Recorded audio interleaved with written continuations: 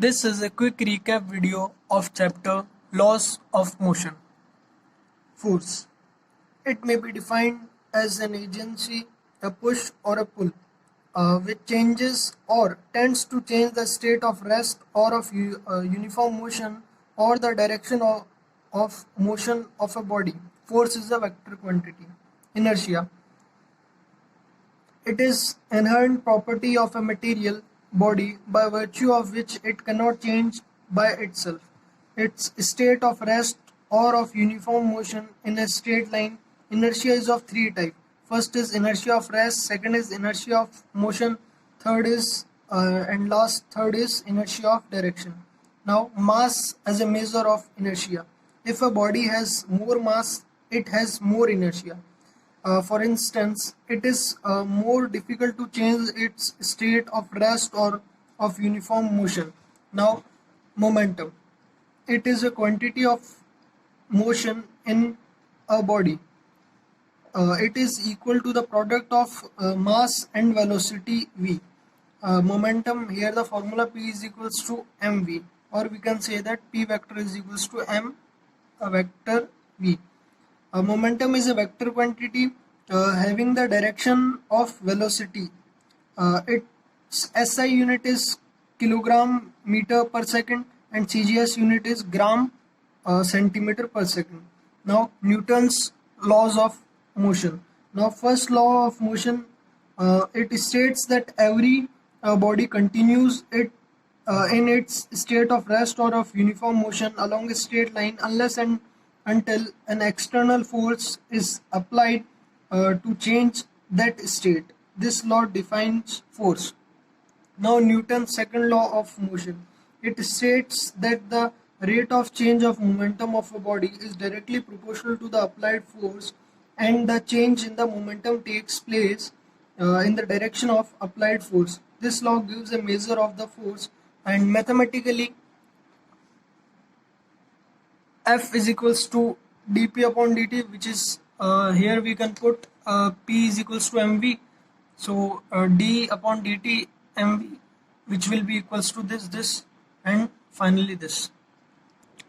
Now, first case, when m is constant and v changes, then F is equals to m dv upon dt, where m is constant and v is variable. Second, when v is constant and m changes, then we can say F is equals to v dm upon dt. And in component form, Newton's second law may be expressed as Fx is equals to dp x upon dt, and we can change also x from y and z. Fy will be equals to dp y upon dt, and Fz will be equals to dpz upon dt. Now, Newton's third law of motion. It states that to every action there is an equal and opposite reaction. Mathematically, FBA will be equals to minus FAB.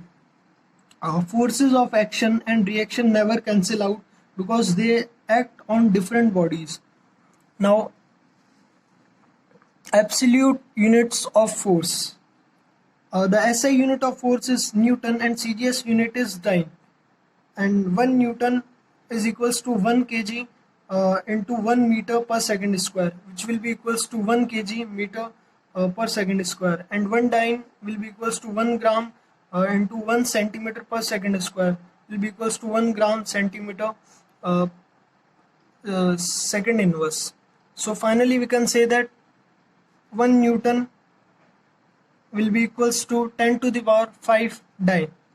Now, gravitational units of force. The SI unit of force is kilogram weight, kg weight, or kilogram force, kgf, and the CGS unit of gram weight or gram force. 1 kg weight will be equals to 1 kgf. 1 kg force will be equals to 1 kg into 9 into 9.8 meter per second square, will be equals to 9.8 Newton. 1 g yani gram weight will be equals to 1 gf will be equals to 1 gram into 980 centimeter per second square will be equals to 980 dyne. Now next is impulse of a force. Impulse is the total effect of a large force which acts for a short time to produce a finite change in momentum. It is defined as the product of the force and the time for which it acts and is equal to the total change in momentum. Impulse is equals to force into time duration, which is equals to total change in momentum. Impulse is a vector quantity and denoted by j vector.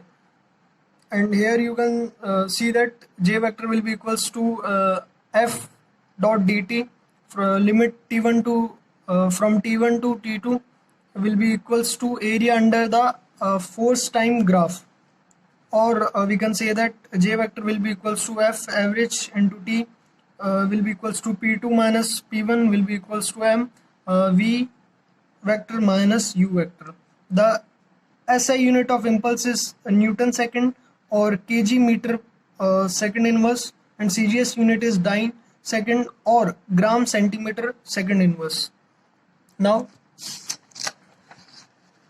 apparent weight of a body in lift.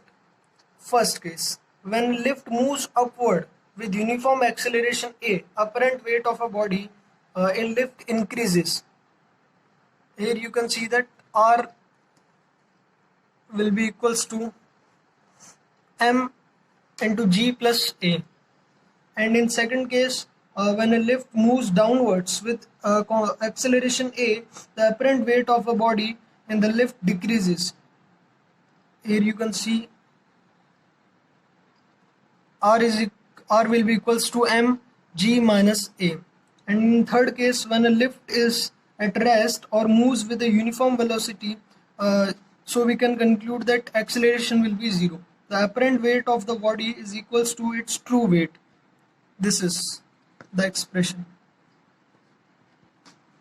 And now fourth case, when a lift falls freely, then A will be equals to G. The apparent weight of the body in the lift becomes zero. R will be becomes zero. Now laws of conservation of momentum. First, in the absence of any external force, a vector sum of the linear momentum of a system of particles remains constant. P will be equals to P1 plus P2 plus up to Pn will be equals to a constant number, or we can say that M1 V1 plus M2 V2 plus M3 V3 up to Mn Vn will be equals to a constant. Second, when two bodies collide, the total momentum before collision will be equals to total momentum after collision. And in mathematically we can write that M1 U1 plus M2 U2 will be equals to M1 V1 plus M2 V2. Third one is when a bullet of mass M is fired with a velocity V from a gun of mass M, the gun recoils with velocity capital V. Momentum of gun will be equals to negative sign of momentum of bullet. Capital MV will be equals to minus small mv, and recoil velocity of gun V will be equals to minus m small v upon capital M. Now rocket propulsion. It is an example of momentum conservation in which the large backward momentum of the ejected gases imparts an equal forward momentum to the rocket. Due to the increase in mass of the rocket fuel system, the acceleration of the rocket keeps on increasing. Let u will be velocity of exhaust gases, v0 or v will be equals to initial velocity, and v is velocity of the rocket at any time, any instant t. M0 is initial mass, m is mass of the rocket at any instant t, and me mass of empty rocket. Now dm upon dt will be equals to rate of ejection of fuel. Now thrust on rocket, F will be equals to minus u dm upon dt, And now acceleration of rocket A will be equals to u upon m naught minus t dm upon dt into dm upon dt. Now velocity of rocket v will be equals to v naught plus u log e m naught upon m.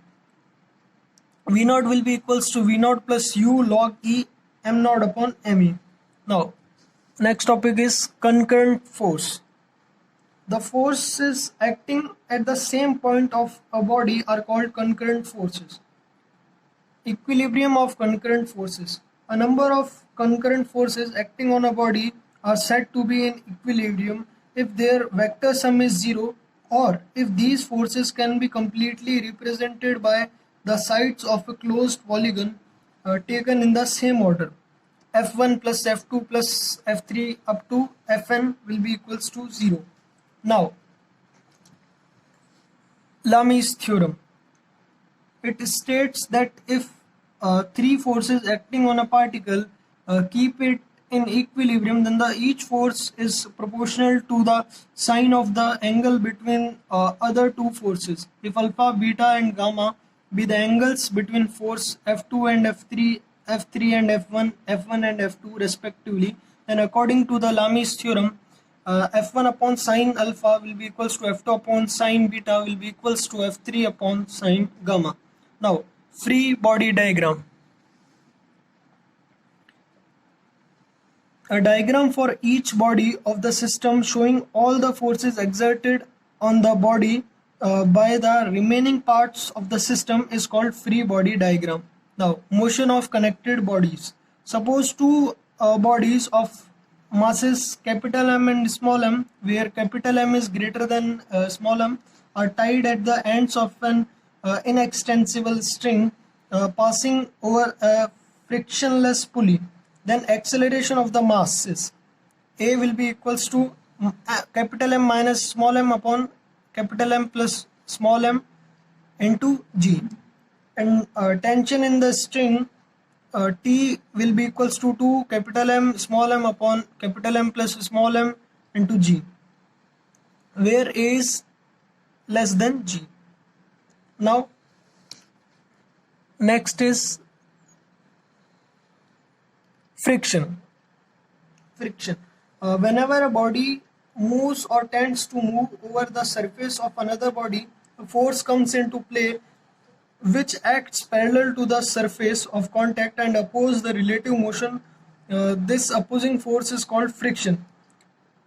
Static friction. The force of friction which comes into play between two bodies before one body actually starts moving over the other is called static friction and denoted as Fs. Static friction is a self-adjusting force. Now, limiting friction.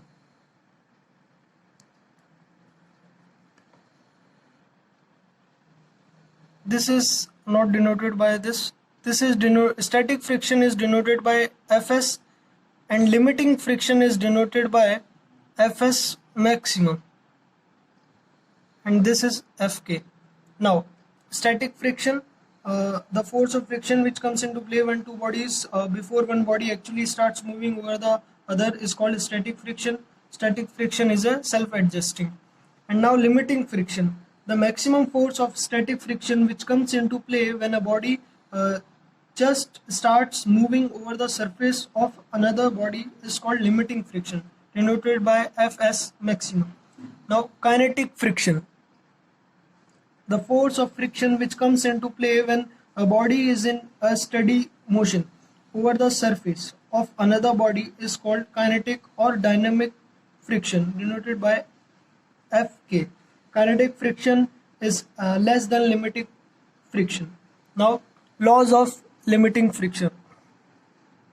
First, the force of limiting friction depends upon the nature of the two surfaces in contact and their state of roughness. Second, the force of limiting friction acts tangential to the two surfaces in contact and in a direction opposite to that of the applied force. Third, the force of limiting friction between any two surfaces is independent of the shape or area of the surface in contact so long as the normal reaction remains same. Fourth, the force of limiting friction between two given surfaces is directly proportional to the normal reaction between the two surfaces. F is proportional to R, or we can say that F will be equals to mu s R, where the constant of proportionality is mu s, is called the coefficient of limiting friction. Now, coefficient of limiting friction. It is the ratio of limiting friction to the normal reaction. Mu s will be equals to Fs maximum upon R. So it is the ratio of limiting friction upon normal reaction. Now, coefficient of kinetic friction. It is the ratio of kinetic friction to the normal reaction. Mu k will be equals to Fk upon R. And as Fk is smaller, less than Fs maximum, or we can say that mu kr will be less than mu sr. Therefore, mu k will be less than or smaller than mu s. Now, angle of friction. It is the angle which the resultant of the limiting friction and the normal reaction makes with the normal reaction. If theta is the angle of friction, then tan theta will be equals to mu s. Now, angle of repose. It is the minimum angle that an inclined plane makes with horizontal when a body placed on it just begins to slide down. If phi is the angle of repose, then tan phi will be equals to mu s. Now, motion along a rough horizontal surface. If a body of mass small m is moved over a rough horizontal surface through distance s, then force of friction F will be equals to mu r, which can be written as mu mg, and retardation produced will A will be equals to F upon m, which is equals to mu g, and work done against friction W will be equals to F into S, which can be written as mu m g s, and power will be equals to F into V, which will be equals to mu mgv. Now, motion along a rough inclined plane. First, when a body moves down an inclined plane with a uniform velocity, A will be equals to 0. Net downward force is F will be equals to mg sine theta minus F, which can be written as mg sine theta minus mu cos theta. And work done, W will be equals to Fs, which can be written as mg sine theta mu cos theta into S. Now, second, when a body moves up an inclined plane with uniform velocity, A will be equals to 0. Net upward force needed, F will be equals to mg sine theta plus F, which can be written as mg sine theta mu cos theta. And work done, W will be equals to Fs, which can be written as mg sine theta plus mu cos theta into S. And last one is when a body moves up an inclined plane with acceleration A, net upward force needed is F will be equals to ma plus mg sine theta plus F, which can be written as m in the bracket A plus g sine theta plus mu g cos theta, and work done, W will be equals to m in the bracket A plus g sine theta plus mu g cos theta into S. Now, next topic is acceleration of body sliding down a rough inclined plane. When the angle of inclination is greater than the angle of repose, the acceleration produced is A will be equals to g sine theta minus mu k cos theta. Now, centripetal force. It is the force required to make a body move along a circular path with a uniform speed. It always acts along the radius and towards the center of a circular path. The centripetal force required to move a body of mass m along a circular path of radius r with speed v is given by F will be equals to mv square upon r, which can be written as mr omega square. and again which can be written as mr in the bracket 2 pi v whole square will be equals to mr into 2 pi upon t square. Now, centrifugal force. It is a fictitious force acting radially outwards on a particle moving in a circle and is equal in the magnitude to the centripetal force. Now, a vehicle taking circular turn on a level road. If mu is the coefficient of friction between tires and road, then the maximum velocity with which the vehicle can safely take a circular turn of radius r is given by v will be equals to in the under root mu rg. And now next is banking of tracks or roads. The maximum velocity with which a vehicle in the absence of friction can negotiate a circular turn of radius r and bank at an angle theta is given by v will be equals to under root rg tan theta. And when the frictional forces are also taken in the account, the maximum safe velocity is given by v will be equals to under root rg in the bracket mu plus tan theta upon 1 minus mu tan theta. Now, bending of a cyclist. In order to take a circular turn of radius r with speed v, the cyclist should bend himself through an angle theta from the vertical such that tan theta will be equals to v square upon rg. Now, motion in a vertical circle. Let me make a figure. Here you can see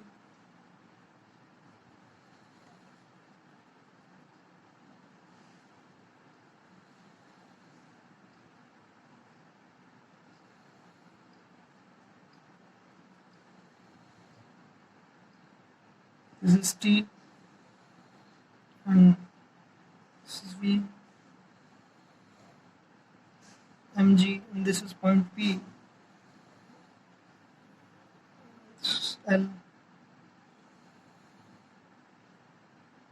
this is small h, this is R minus H. Now, as shown in the figure, consider a body of mass m tied at the end of a string and rotating in a vertical circle of radius r. Then, first is velocity at any point P at a height h from the lowest point L. V will be equals to under root, this is u square minus 2gh.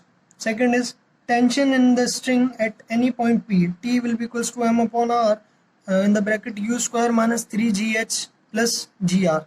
And third is tension at the lowest point. TL will be equals to m upon r in the bracket u square plus gr, where h will be equals to 0. Now fourth, tension at the highest point, where this TH, h will be equals to 2r. This is the highest point. So this will be equals to m upon r in the bracket u square minus 5gr. And fifth one is difference in tensions at the highest and lowest points. TL minus TH will be equals to 6 mg. Now sixth,